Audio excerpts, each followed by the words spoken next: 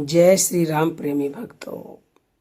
क्या आपके मन में कभी ये सवाल उठा है कि मैं रोज भगवान से बात करता हूँ, रोता हूँ, मन ही मन सब कुछ कह देता हूँ, लेकिन मुझे कैसे पता चले कि मेरी आवाज भगवान तक पहुंची भी है या नहीं। आज हम आपको कोई कल्पना नहीं, कोई भावुक बात नहीं, बल्कि शास्त्रों में लिखे हुए और जीवन में घटने वाले असली संकेत बताने वाले हैं। पहला संकेत यानी कि पहला सत्य, भगवान शब्द नहीं भाव सुनते हैं।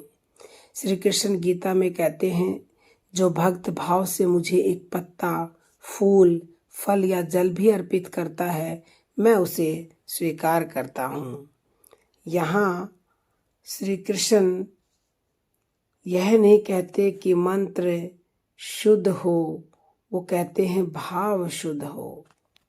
अगर आपकी प्रार्थना के बाद मन हल्का हो जाए, भले समस्या हल्की न हुई हो, तो समझिए आवाज पहुंची है। दूसरा संकेत, जब आवाज भगवान तक पहुंचती है तो बाहर कुछ बदले या न बदले, अंदर का शोर कम होने लगता है।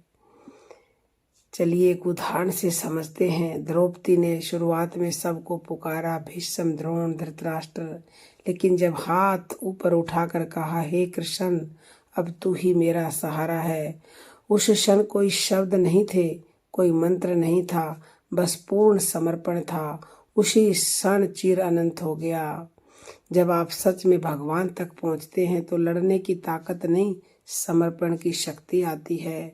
तीसरा संकेत, बहुत लोग कहते हैं भगवान ने मेरी प्रार्थना नहीं सुनी, समस्या अभी भी जैसे की तैसी है, लेकिन श्री कृष्ण गीता में साफ कहते हैं कि मैं भक्त को ऐसी बुद्धि देता हूँ जिससे वह सही दिशा देख सके। उदाहरण से समझते हैं, मान लीजिए बीमारी ठीक नहीं हुई पर डर चला गया, नौकरी नहीं मिली पर टूटन नहीं रही, ये संकेत है कि भगवान ने जवाब दिया है, बस आपकी भाषा में नहीं, अपने तरीके से। चौथा संकेत, अगर आपकी मन की आवाज भगवान तक पहुंच रही है तो आपको जबरदस्ती कोई नहीं रोकेगा, झूठ से, क्रोध से, अहंकार से। शास्त्रों का उदाहरण से समझने का प्रयास करते हैं। डाकू रत्नाकर को किसी ने सुधारने की कोशिश नहीं की, बस नारद जी ने एक सवाल पूछा और वह प्रश्न उसके भीतर उतर गया। जब अंदर भगवान की आवाज सुनाई देने लगती है तो बाहर की आवाजें कमजोर हो जाती है। पांचवा और सबसे सच्चा संकेत, जिसकी प्रार्थना भगवान तक पहुंचती है वह दूसरों को बताने नहीं फिरता, यानी कि बताता नहीं फिरता है कि मैं बहुत जप करता हूँ, भगवान मुझसे बात करते हैं। कृष्ण जी ने अर्जुन को गीता उपदेश दिया, लेकिन अर्जुन कभी यह नहीं बोला कि मैं सबसे बड़ा भक्त हूँ। सच्चा संपर्क भीतर शांत कर देता है, घोषणा नहीं करवाता। निष्कर्ष ये निकलता है कि हमें हमेशा याद रखना है कि भगवान तक आवाज पहुंचाने का प्रमाण चमत्कार नहीं होता, शांति होती है।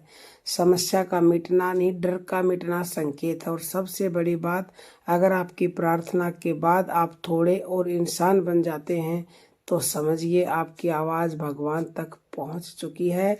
अगर आपके साथ भी इनमें से एक भी संकेत घटित हो रहा है तो समझ लीजिए आपकी आवाज़ भगवान तक पहुंच रही है। और कमेंट करके हमारे साथ शेयर अवश्य कीजिएगा। आपका भी कोई और क्वेश्चन हो तो यूट्यूब पर पूछ सकते हैं।